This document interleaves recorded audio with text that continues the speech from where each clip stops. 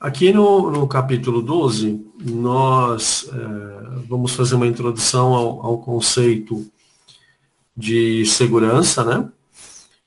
Nesse encontro aqui eu vou falar de segurança em plataformas Windows, né? Ou seja, de algo que pode acontecer com o seu desktop ou com o seu notebook. Óbvio que a gente tem outras possibilidades, né, de contaminação ou de vulnerabilidade, principalmente hoje em dia, que a gente tem aí os dispositivos móveis, né, os celulares estão de maneira tão popular, mas nesse momento aqui a gente foca em segurança na plataforma Windows. Existe um capítulo à parte, né, que é a da segurança de redes, que aí a gente vai, quando nós falarmos lá dos dispositivos de redes, naqueles dois capítulos que nós pulamos, nós vamos falar, nós vamos retomar esse conceito de segurança e vamos falar aí de segurança em cima dos protocolos, né, dos protocolos TCP/IP, mas no momento aqui nós vamos focar na observação e na caracterização dos elementos relacionados a desktop e notebook, né? A gente está falando aqui de plataformas Windows em linhas gerais, tá? Antes da gente falar de segurança, vamos falar um pouquinho aqui das ameaças, né? Óbvio que o usuário, né? Ele tem uma grande parcela de participação nesse processo. Toda empresa que tenha uma política de TI, né, que tenha regras claras, ela vai instruir esse funcionário, vai treinar esse funcionário, mas mesmo assim, a gente sabe que tem ali aquele momento, né, de clique exagerado, de clique sequenciado, e aí ele acaba não vendo exatamente o que está acontecendo, né, o que ele está transferindo para a máquina dele. Então, o software mal intencionado, né, ele tem 3 características gerais, tá bom? Eu digo gerais porque, óbvio, né, cada contaminação, cada vírus, cada malware, cada elemento tem características próprias, propriedades bem particulares, né, o que os diferencia. Mas, em linhas gerais, ele é instalado, né, sem o conhecimento do usuário. Então, eu sei que tem muita gente que pode até fazer isso de maneira proposital, mas a maioria dessas pessoas, né, vai instalar sem conhecimento. Ela é hoje, né, capaz de modificar o navegador do usuário, ou seja, o navegador à internet da máquina do usuário. E normalmente, né, seja para o bem, seja para o mal, ou seja para observar, vai coletar informações do usuário, né? Antigamente havia toda uma preocupação, né, com senhas de banco e tudo mais. O processo em si, né, de entrada de senhas e de usuários nas máquinas, hoje, né, no Windows 10, é um processo muito seguro e que, na maioria das vezes, as falhas que acontecem têm muito a ver com o usuário mesmo, né? O processo em si, ele é seguro. Então, a gente vai classificar todo software mal intencionado de malware, ok? Essa é uma classificação primária. Exemplos, né? Os vírus que a gente hoje, né, talvez até tenha deixado um pouco de lado, os cavalos de Troia, que na verdade são contaminações, são programas de fantasia, porque dentro dele tem a contaminação efetivamente, mas do lado de fora ele é uma coisa bonitinha. Os worms trabalham ali na abertura, né, e no fechamento de portas de comunicação da máquina para facilitar todo esse processo de transferência de dados. Ao lado desses caras que são programas, né, que são coisas que vêm para serem instaladas, a gente tem uma técnica chamada phishing, que são aqueles e-mails que você recebe sem pé nem cabeça, né? Apenas com um link para você clicar, uma foto, né? Clique aqui para ver as fotos do final de semana. Esse é bem antigo, e era da época lá do MSN, né? Mas tudo começou assim. Agora nós estamos aí passando por um processo eleitoral, então provavelmente, né, esses processos de phishing, de tentativa de coleta de dados, eles voltam a surgir, geralmente associados a grandes eventos, né? Eleições, carnaval, entrega de imposto de renda, essas datas que as pessoas habitualmente já sabem que estão associadas a grandes eventos, né? Mas o phishing pode acontecer a qualquer momento, tá? Então, tem gente que não tem nada para fazer, fica fazendo isso. E tem gente que, ao distribuir phishing, né, pelas caixas postais, pela internet, unicamente ele coleta os dados e depois ele revende isso, né? Seja na internet, como a gente conhece, ou seja naquelas outras redes sociais, né, que porventura a gente também já sabe como as coisas funcionam, né? Tem uma outra categoria relacionada a problemas de e-mail, né, que é o spam. O spam é algo que você não solicita ou que tem características suspeitas, né? Mas geralmente também está associado àquilo que você não pediu. Hoje, os grandes clientes de e-mail, né, tipo o Gmail, o Outlook, têm ferramentas muito inteligentes em relação ao spam e às vezes até colocam ali mensagens que não são, né, pelo simples fato de conter link, não é? Então, o spam, hoje, nos clientes de e-mail modernos, ele está funcionando muito bem, né? Mas, invariavelmente, sua caixa postal de e-mails é entulhada de coisas, né?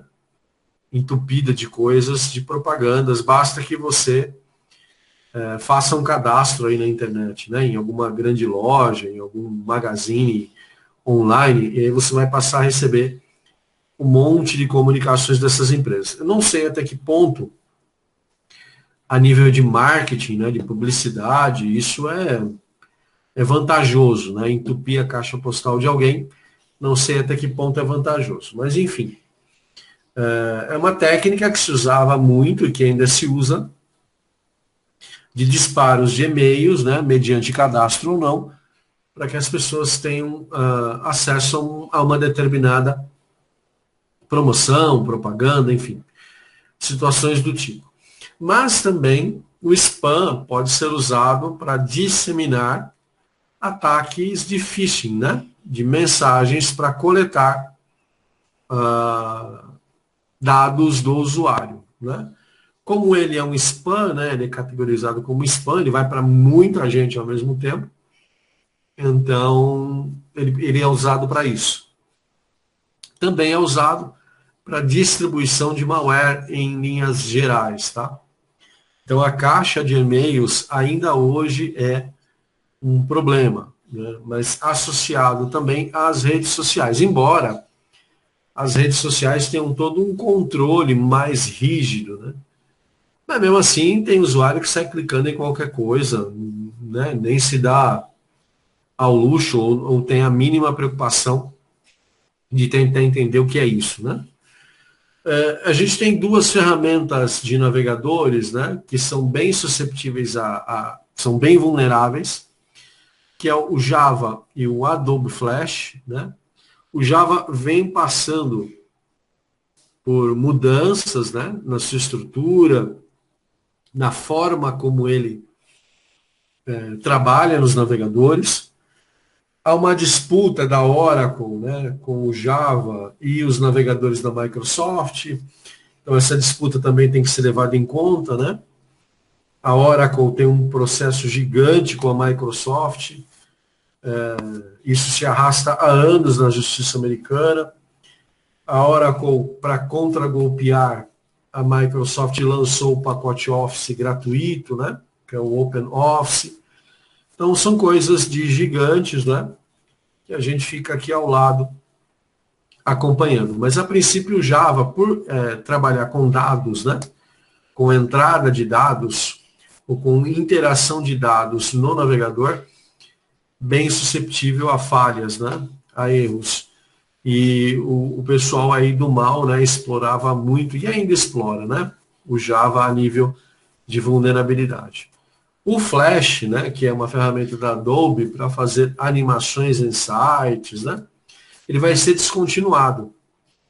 Tá? Já era para ter sido, mas aí até por conta de processos, né, de aplicações que ainda usam, ele ainda roda, mas por padrão ele é travado no navegador, né, você quem habilita para que ele funcione, e ele está sendo lentamente substituído por uma linguagem mais poderosa, né, mais segura, que é o HTML5, que é uma linguagem de escrita, né, de páginas de internet. Na verdade, é uma codificação para páginas de internet. Então, HTML5 já incorpora muitas das coisas do Flash. Né? O Flash era muito popular há anos atrás, porque, não sei se vocês acompanharam, né, mas a internet, quando começou, era só texto, texto, texto, texto, texto. E aí começaram a surgir animações, né? De telas e tal. Isso é a novidade, era o Flash. E aí todo mundo começou a programar com recursos do Flash. Tá? Ao mesmo tempo que muita gente começa a programar com recursos do Flash, muita gente começa a explorar a nível de vulnerabilidade nos navegadores. Né? Bom, existe uma forma de ataque, né, chamada de dia zero, tá bom? Que tenta explorar a vulnerabilidade do software como um todo. O que é dia zero, gente? São grandes eventos mundiais, por exemplo, Dia dos Namorados. Tá? Então você tem lá, né, todo um marketing, uma propaganda, e aí você sabe que esse dia, né, pode haver esse tipo de ataque.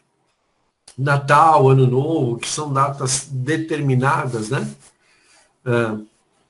para que esses eventos ocorram. Ok? Então, na verdade, quando você baixa, né, um malware para sua máquina, pode ser que ele não se manifeste exatamente naquele momento. Né? Pode ser que ele se manifeste numa determinada data, num determinado dia, e aí isso é uma característica dos ataques de dia zero. A gente podia ficar aqui falando 3 semanas sobre os tipos diferentes de contaminação, por onde entra, o que acontece, mas em linhas gerais, né, que a gente pode dizer é o seguinte: existe a necessidade do usuário e do equipamento estarem protegidos com ferramentas adequadas. Né? Antivírus não é luxo, é necessidade, assim como outras ferramentas. Né? E procurar ao máximo, né, não fazer downloads de locais que você desconheça a autoria.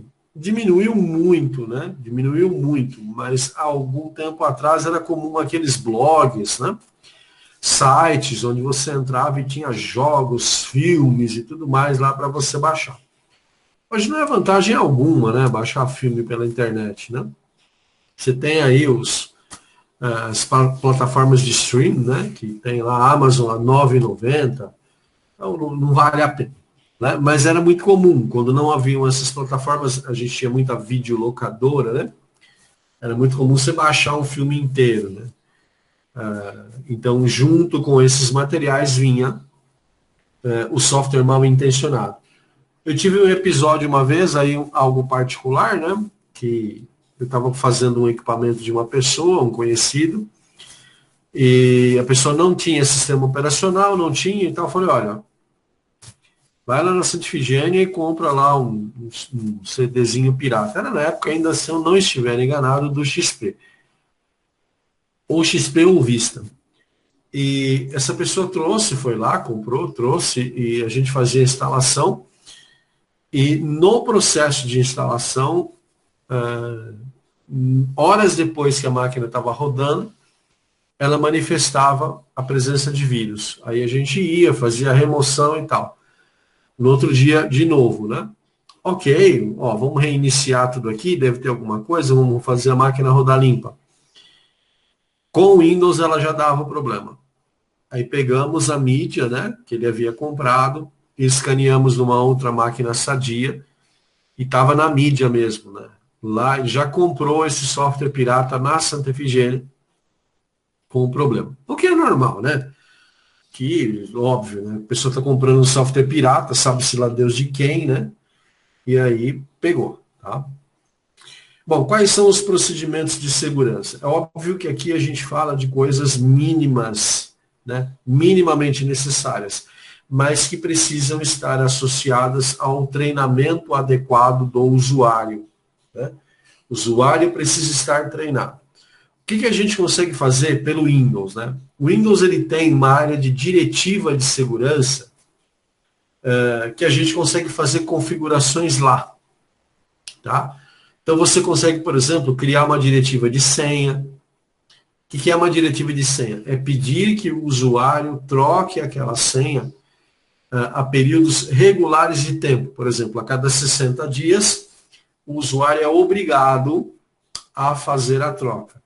E junto com essa diretiva de senha, a Microsoft disponibiliza toda uma plataforma, né, de configurações para essa senha, que é um trabalho muito interessante. Então você pode programar a máquina para não aceitar as últimas 3 senhas que o usuário cadastrou.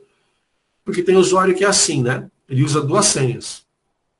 Venceu uma, ele coloca a outra. Venceu aquela, ele volta para a primeira.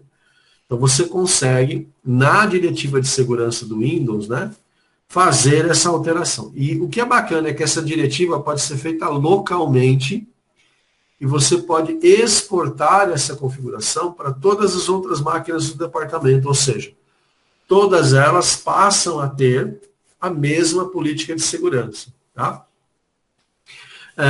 O histórico de senhas pode ser guardado, como eu falei, a validade máxima e mínima, comprimento, complexidade. É como aquelas coisas do e-mail, né? Quando o e-mail começou, a senha era de 4 dígitos.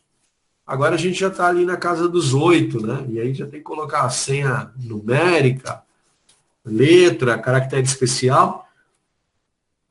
Então você consegue fazer isso, tá? Essa diretiva de segurança local também pode ser configurada via servidor. Então, a gente não falou de rede ainda, mas entenda o seguinte cenário. Uma empresa com 10 máquinas que trocam informações entre si. Mas no meio dessas 10 máquinas, a gente tem uma super máquina que é o servidor. Então, essas 10 máquinas se conectam a esta máquina, que é o servidor. E aí o servidor vai fornecer várias coisas. Uma delas é a diretiva de segurança, que vai controlar os usuários e as senhas. Né? Então, é um serviço muito bacana que a gente vai aprender a configurar mais adiante. Tá? Diretiva de segurança local, pessoal, você pode configurar o Windows para fazer várias coisas diferentes. Tá? Quando a gente for falar lá de redes, né, quando a gente voltar um pouquinho, eu vou mostrar para vocês várias coisas que a gente consegue fazer. A gente consegue modificar o menu iniciar, conseguimos inibir o painel de controle, várias coisas diferentes dentro do próprio Windows para facilitar a gestão da empresa a nível de segurança. Vocês não pegaram, né?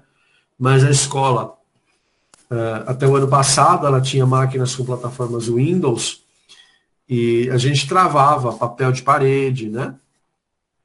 Travava o botão direito do mouse, então só abriam algumas coisas. O autoplay não funcionava. Tudo isso era configurado dentro da diretiva de segurança. Tá bom? Quando a gente está fazendo isso em domínio, isso tem um nome, né? Active Directory, AD, que é o que a gente vai configurar lá no servidor. Tá bom? Mas por enquanto, né? Entenda que isso aqui existe, é possível de se fazer. A configuração requer um pouco de conhecimento técnico, mas o nosso objetivo aqui é justamente esse, que você conheça essa ferramenta. Além disso, a Diretiva de Segurança Local oferece para o administrador auditorias. Quando eu digo auditoria, eu estou querendo dizer assim, relatórios de ação do usuário. Então, a auditoria consegue indicar quais foram os erros que a máquina deu, a auditoria consegue indicar as tentativas de login fracassadas, a auditoria fornece uma sequência de relatórios que facilitam entender um pouco do caminho do usuário dentro da própria empresa. O que para um administrador de rede e de TI é a ferramenta que ele precisa. Tá? Ele não precisa baixar nada mais. Essa ferramenta já está disponível dentro do próprio sistema operacional da Microsoft. Tá?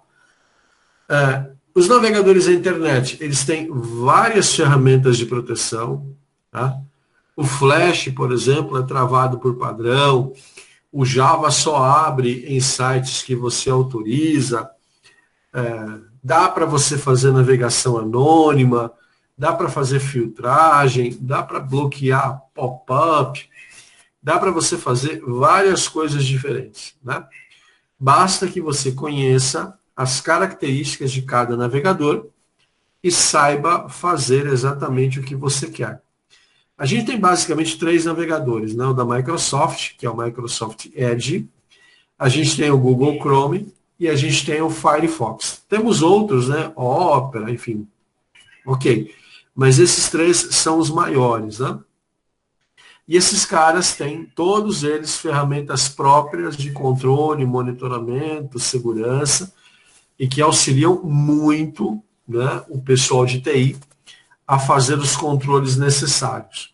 Tá? Eu, particularmente, embora esteja usando aqui com vocês o Google Chrome, na minha máquina, eu sempre prefiro usar o Firefox. Né? Aliás, usei o Firefox desde a versão 1, né? É um pouco de nostalgia, talvez. Já houve versões muito boas do Firefox, já houve versões muito ruins do Firefox, mas atualmente eu me sinto satisfeito com o nível de segurança dele. Né?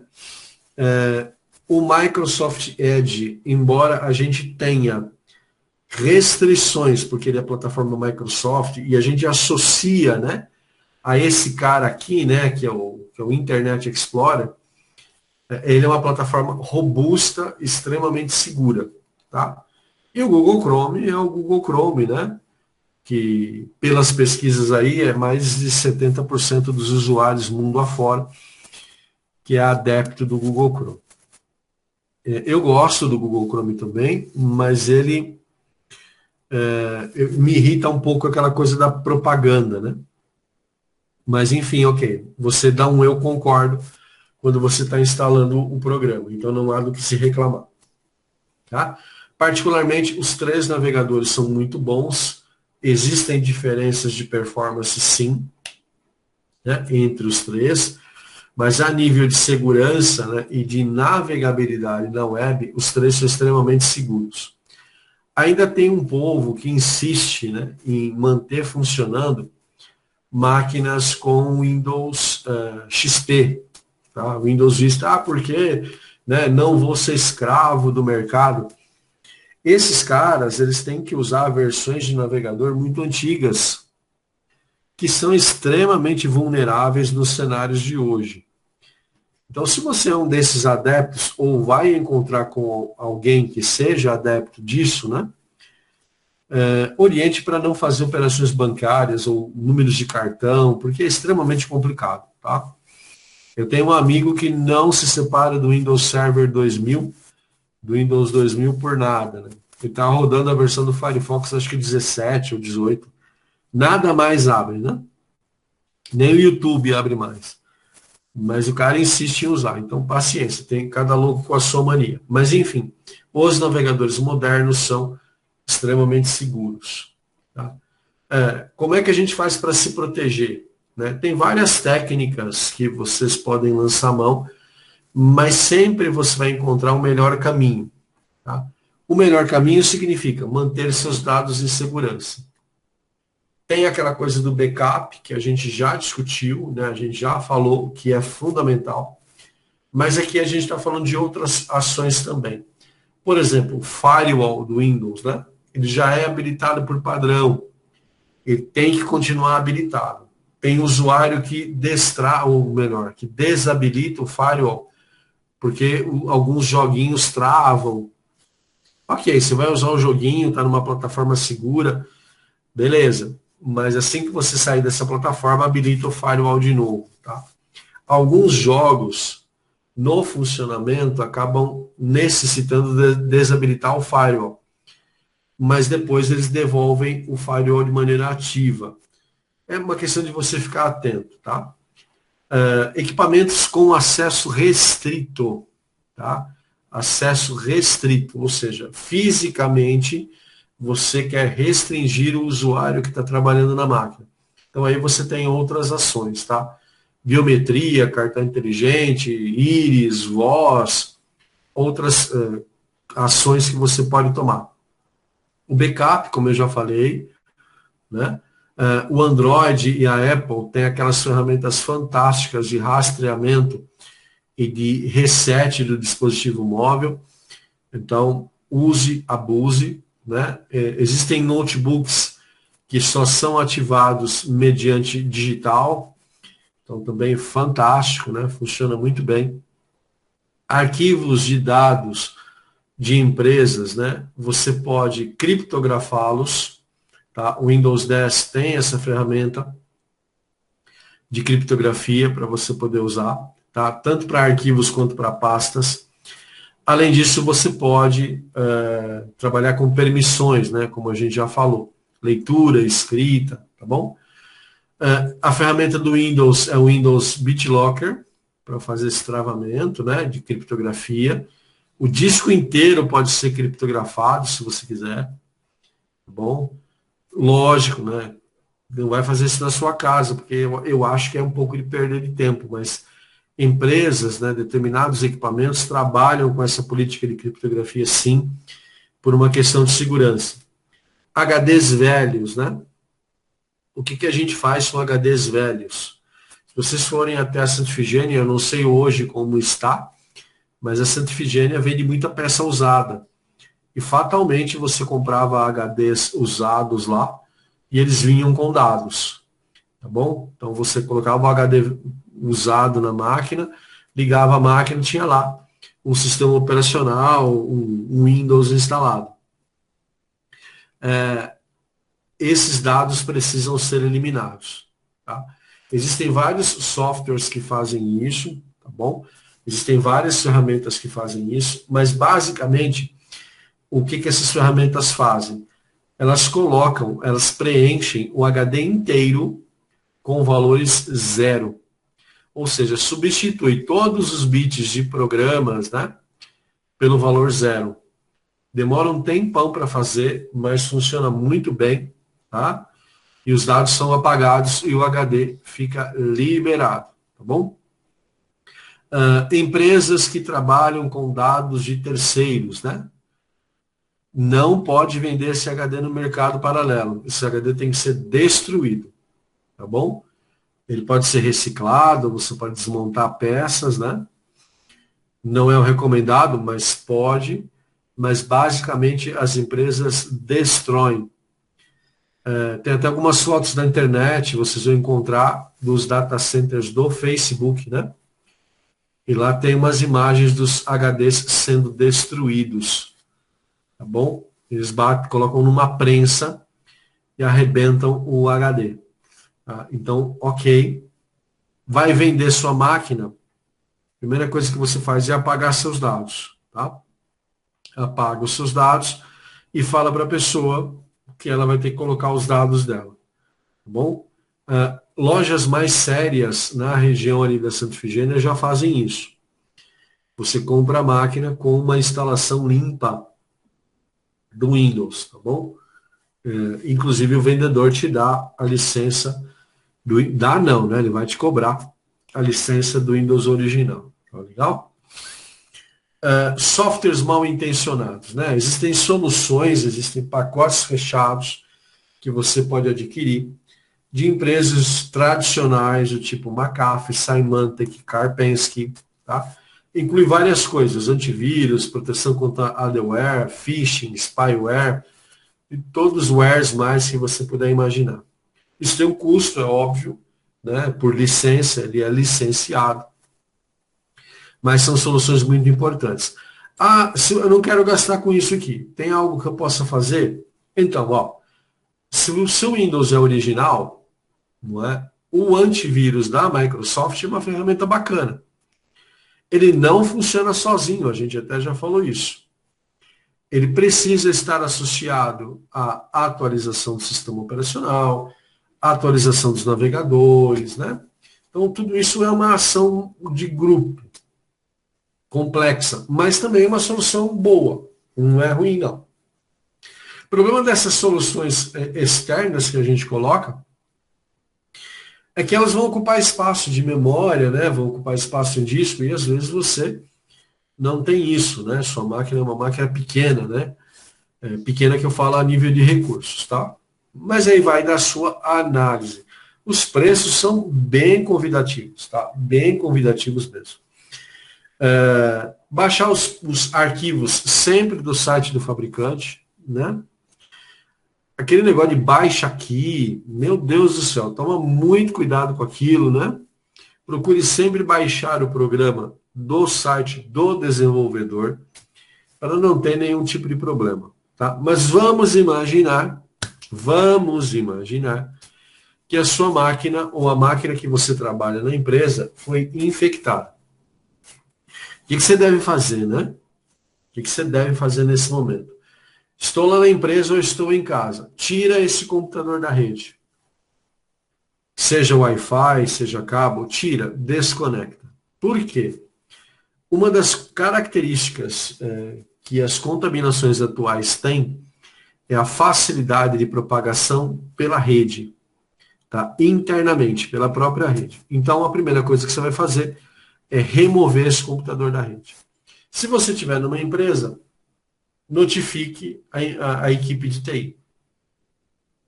A equipe de TI deve vir, né, para fazer essa ação de salvar o arquivo de registro em mídia removível, ou seja, para poder reinicializar a sua máquina a partir daquele ponto, que é o ponto de restauração. Empresas possuem políticas diferentes, tá? Isso aqui é um exemplo, é uma indicação do que é possível se fazer. Quando você notifica a equipe de TI, ela vai seguir as regras da empresa, do departamento, e aí vai fazer a sequência de ações, tá? Salvou o arquivo de registro, vai desligar o computador e vai fazer os procedimentos de verificação com o equipamento desconectado. Legal? Vamos imaginar o seguinte, você desconectou, fez varredura, fez tudo, não achou nada. O que você vai fazer? Conecta esse computador na internet de novo e aí você vai atualizar os programas de segurança que você tem. Antivírus, anti-malware, o que você tiver lá. E aí você atualizou, você tira da internet de novo e roda de novo, para ver se você consegue descobrir. Tem gente que tem um pouco de neura disso, né? Então, mesmo fazendo essas etapas de verificação, ele suspeita, aí o que ele faz? Ele tira esse HD, leva para uma outra máquina sadia, coloca esse HD lá e manda escanear, tá? Para ter certeza que uma outra plataforma não vai encontrar nenhum tipo de problema. Tá? Uma outra sugestão, né, é você inicializar o computador com o ScanDisk, tá bom? Que é aquela inicialização em modo de segurança. Tá? Quando você faz esse processo, uma das etapas do ScanDisk é verificar se tem algum tipo de contaminação ou dados corrompidos, principalmente na trilha de inicialização. Então, beleza, é algo que você pode fazer. Uma outra dica, né? Depois que o computador estiver limpo, exclua os arquivos de restauração do sistema. Vá lá e exclua. Por que excluir? Porque pode ser que a contaminação esteja em um desses arquivos, tá? E não só os arquivos de inicialização. O ideal é fazer uma varredura completa, descartar o que não se precisa mais, ok? E fazer uma inicialização limpa da máquina.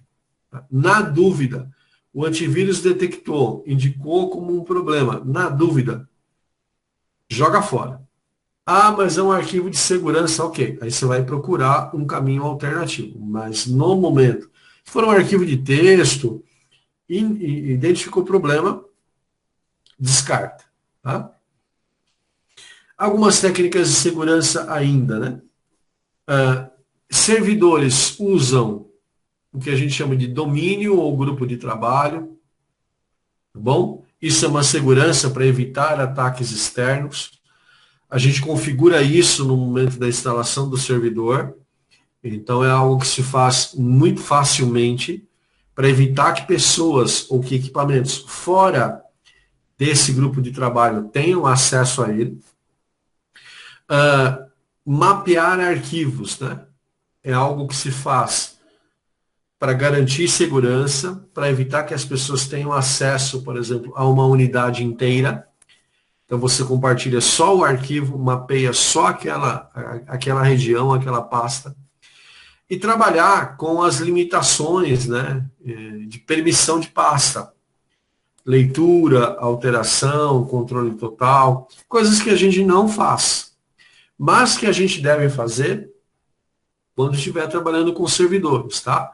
Então aqui eu até deixei esse printzinho de tela, né, para a gente poder acompanhar. Controle total, alteração, leitura, você vai fazendo as configurações. Óbvio, né? Óbvio que você precisa fazer isso a nível de pasta. Dá trabalho, mas é uma organização que traz excelentes resultados. É que é proteção física, né? O que você pode fazer? Gente, é o seguinte, olha. Eu tenho um equipamento na minha rede lá, que é extremamente sigiloso, se ninguém está usando, tranca no armário. Tranca no CPD, tranca no data center. Tá? Não é para deixar esse equipamento sobre uma mesa, sobre a mesa do supervisor, nada disso.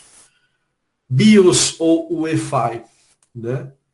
Um recurso de segurança interessante é cadastrar uma senha para esses caras, para evitar que o usuário faça modificações acidentais ou propositais. Tá? Então toma muito cuidado. Empresa coloca senha de BIOS ou de UEFI, tá? Em casa também, tá bom? Desative as inicializações automáticas, tá bom? Tem hoje menos, né? Mas tinha muito vírus de pendrive. Você espetava o pendrive na máquina e antes mesmo dele abrir as pastas, ele já executava lá uma porcaria qualquer e contaminava a máquina, tá? Autoplay e Autoroom são recursos interessantes, mas nesse momento que a gente fala de segurança, totalmente descartáveis, tá bom? Senhas, você precisa cadastrar, né? Ter política de senhas, ter identificadores individuais, impressão digital, íris, voz, são recursos muito bons.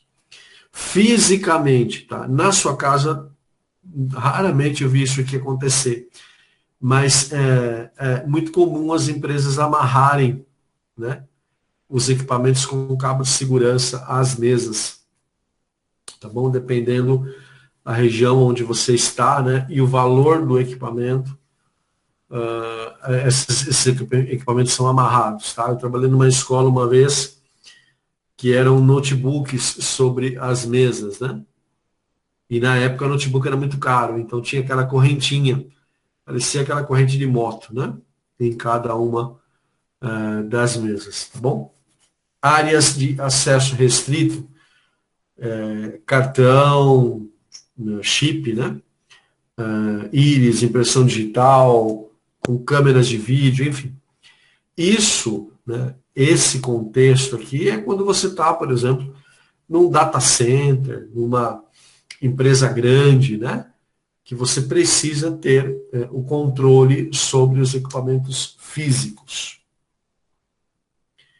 As técnicas comuns de manutenção, né? Quando você detecta um vírus, quando você percebe alguma coisa, é uma situação. Como é que a gente faz para trabalhar a manutenção, né? Atualização dos sistemas operacionais, instalação dos service packs, né? Backups regulares, tá bom? Backups regulares, firewall sempre ativo, tá bom? Sempre funcionando. Trabalhar com gerenciamento de usuários. Você trabalha numa empresa, o usuário foi demitido ou entrou em férias, suspenda o login desse funcionário, né? Se o funcionário não está ali, não está prestando serviços, não tem necessidade de prestar serviços para a empresa, desconecte esse usuário, tá bom? Tem empresa que fica com o usuário demitido muito tempo ali no servidor, tá? Então fique atento em relação a isso, crie essa política, né? A auditoria, como eu falei, é um recurso que precisa estar presente, tá? Para indicar para vocês quantas vezes houve falha de login, tá bom? Quanto tempo a máquina ficou parada, quanto tempo leva para a máquina entrar em bloqueio, né? Estando em proteção de tela. É necessário que você utilize a conta do usuário para a máquina local, né? Gerencie isso. Se você tem usuários visitantes, existe um perfil de conta do Windows, que é o perfil de visitante. Utilize, né? Não dê a ele acesso a uma máquina de uso comum, com as prerrogativas de usuário comum, porque aí você está restringindo a possibilidade de se defrontar com algum tipo de problema mais grave na sua empresa. Como é que a gente soluciona problemas, né? Da mesma forma que a gente faz na manutenção normal, ok? Só que seguindo aquela regrinha. Percebeu, tira da rede, faz a varredura, ó, não achei nada, conecta na rede, atualiza e desconecta, tá? O que é comum, tá? O que é comum hoje? Usuários receberem centenas de e-mails diários, tá, de lixo eletrônico. Isso é um problema de segurança, porque uma dessas mensagens pode ser aberta por um usuário. Dispositivos sem fio não autorizados na rede. Tá? É comum o pessoal achar que pode levar equipamento de casa para a empresa. Hoje, com home office, isso está meio, né, estranho, mas não pode. A empresa tem os equipamentos dela. Você deve usar os equipamentos dela para trabalhar, não os seus equipamentos, tá bom? Tem empresa que tem a política de dados, né, que se descobrir da justa causa, tá bom? Desde que isso esteja documentado, né, colocado lá no contrato de trabalho, tem que ser cumprido. Pendrives de usuário contaminando computadores. Pendrive é um negócio horroroso, né? Quebra um galhão, mas é um negócio horroroso para levar vídeos de um lugar para o outro. HDs externos, mesma coisa, tá? Tem empresas que não permitem que você descarregue imagens ou arquivos do seu celular via cabo USB, tá? Eles bloqueiam. Ok, corretíssimo, né? Seu celular tem uma conta Google na nuvem, utilize, tá bom? Falhas de atualização de Windows. O usuário tem um Windows pirata, tá? Tem um Windows pirata e não quer atualizar, com medo de perder a licença pirata dele. Ele está aberto, ele está vulnerável. E uma outra coisa que acontece muito, né?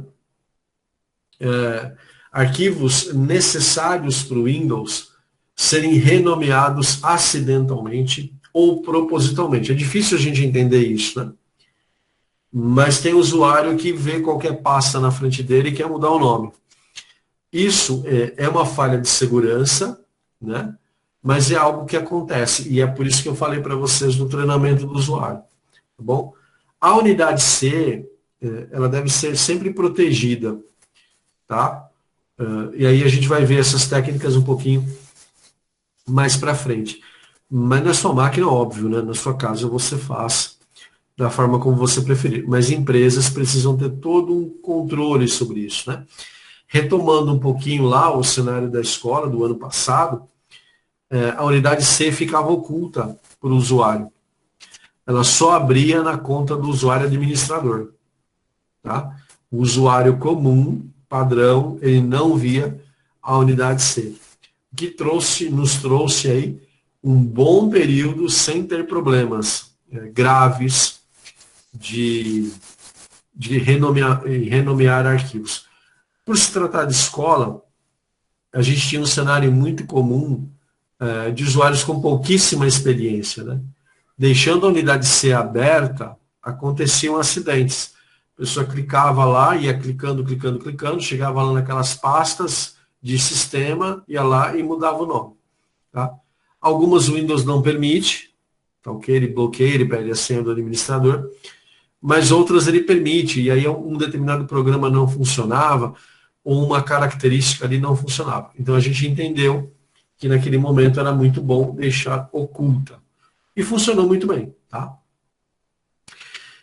Em linhas gerais, pessoal, quando a gente fala de máquina, né, de Windows, de usuário, a gente tem esse cenário que eu acabei de apresentar para vocês. É óbvio, né, que tem uma profundidade bem maior, existem cursos de graduação que tratam especificamente disso, mas o que você precisa saber? Né? Usar as ferramentas de proteção, atualizar as ferramentas de proteção, e quando você tem uma máquina com problema, saber isolar esse equipamento e remover a contaminação. Tem empresa, né, que tem na sua política a seguinte situação. A máquina contaminou. Contaminou, nem pergunta nada, não faz nada. Apaga aquela imagem, apaga aquele HD e recomeça. Tem empresa que não. Tem empresa que tem uma política de procedimentos para serem executados. Aí você tem que prestar atenção em qual cenário você se encaixa, né, para poder atuar de maneira mais segura. Eu tenho vários amigos que trabalham